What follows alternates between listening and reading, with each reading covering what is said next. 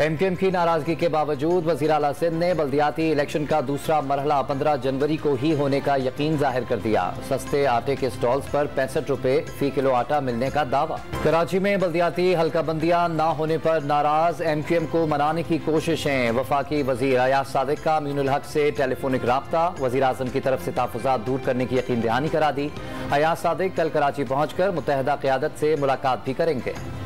MQM Pakistan का peoples party से तहरीरी मुआहदे की खिलाफ वर्जी का शिकवा। कराची और हैदराबाद में असर नौ हल्काबंदियां ना करने पर सड़कों पर निकलने का ऐलान कर दिया। शहर का मैंडेट चोरी करने की कोशिशों का भी इल्जाम। इमरान खान का बदलती सियासी सूरत हाल पर शक्क व शुबहात का इजहार। कराची में एमक्यूएम को इकट्ठा और बाप पार्टी के रहनुमाओं को पीपल्स पार्टी में शामिल कराया जा रहा है।